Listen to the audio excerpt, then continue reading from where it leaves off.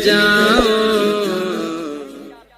लब्बैक या रसूल अल्लाह, लब्बैक या रसूल अल्लाह, लब्बैक या रसूल अल्लाह, लब्बैक या रसूल अल्लाह।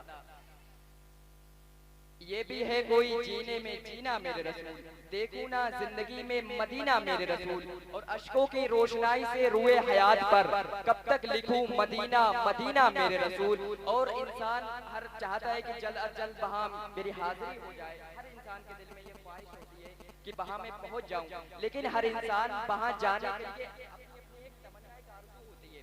कोई कुछ कहता है कि मैं जब अल्लाह के दयार में जब हाजिर होऊंगा तो मैं कुछ करूंगा, कोई कहता है मैं कुछ करूंगा, कोई कहता है कि मैं अल्लाह के नबी के रोजे को बहुत देर तक देखता रहूंगा, कोई कहता है मैं खाके तैबा को उठा के अपने सर पे रखूंगा, और कोई कहता है कि दर पर वो जब बुलाएंगे ऐसा करूंगा मैं, हर एक कदम पे इश्क का सजदा करूंगा मैं।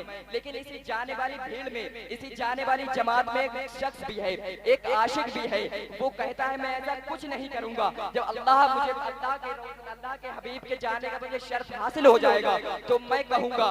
वो शख्स कहता है, एक आशिक कहता है कि मैं शहरे तैबा की सीन लूंगा, मैं शहरे तैबा की सीन लूंगा, कभी इधर से कभी उधर से, मैं शहरे तैबा की सीन लूंगा, कभी इधर से कभी उधर से, कभी यहाँ का कभी वहाँ का, मैं शहरे तैबा की सीन लूंगा, कभी इधर से कभी उधर से, कभी यहाँ का कभी वहाँ का, कभी इधर से कभी उधर से। और जिंदगी में कुछ करो या ना करो, लाइफ में जरूर कर गुजरना, चाहे कुछ करो या ना करो, लेकिन इतना जरूर कर गुजरना।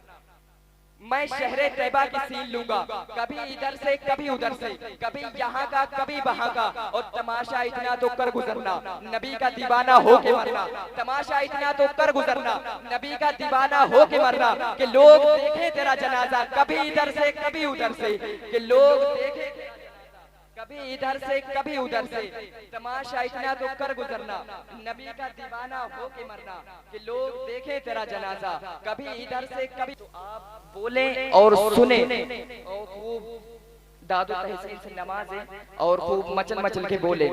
देखो, एक तो हम बहुत ज्यादा खुश नसीब हैं, हमसे ज्यादा खुश नसीब कोई हो ही नहीं सकता। अल्हम्दुलिल्लाह हम बहुत ज्यादा खुश नसीब हैं।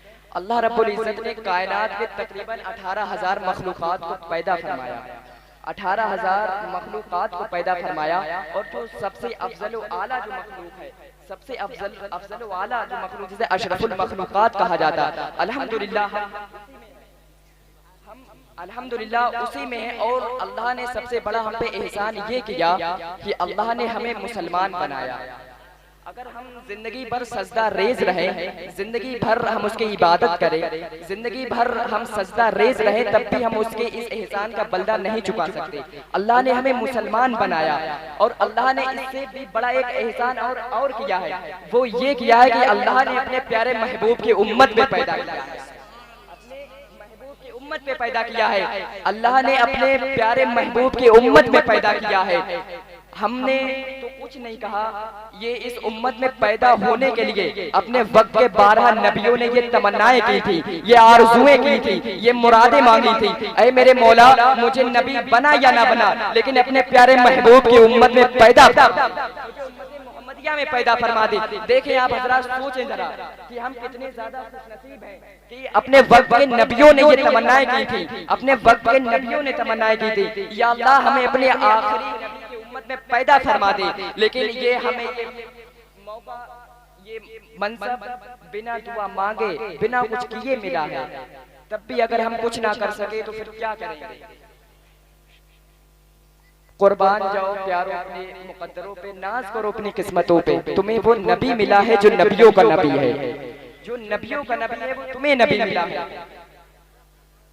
और जनाब असलम इलाहाबादी कहते हैं कि लोग मदीना देख के दुनिया भूल गए। जब इंसान मदीना शरीफ जाता है और जाके जब वहाँ जाता है तो वहाँ आने का मन ही नहीं करता है।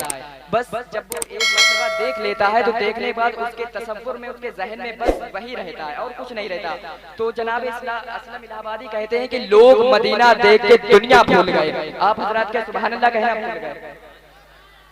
बोले कितना कहल पाएंगे आप लोग, कितना कहल पाएंगे? बोले अगर जितनी देर दिल लगे उतनी देर बैठे, दिल ना लगे तो फिर अपना दिल छोड़ के चले जाइएगा, है नहीं। जितने दिल लगे सुकून से बैठे, इत्मीनान से बैठे। अगर सुकून से बैठेंगे तो आपको भी मजा आएगा और इधर उधर ज़ाहिर होगा। ऐसे किसी शख्स ने पूछा, हुजूर बहुत मशहूर ये वाकया है, बाज़ाब्ता अकाबिरीन अहले सुन्नत बयान फरमाते रहते। एक शख्स ने हुजूर मौलाए कायनात से किसी ने पूछा कि हुजूर मैं नमाज तो पढ़ता हूँ, हुजूर मैं अल्लाह के हुजूर खड़ा तो होता हूँ, हुजूर मैं सजदे तो करता हूँ, लेकिन मुझे नमाज से सुकून नहीं मिलता।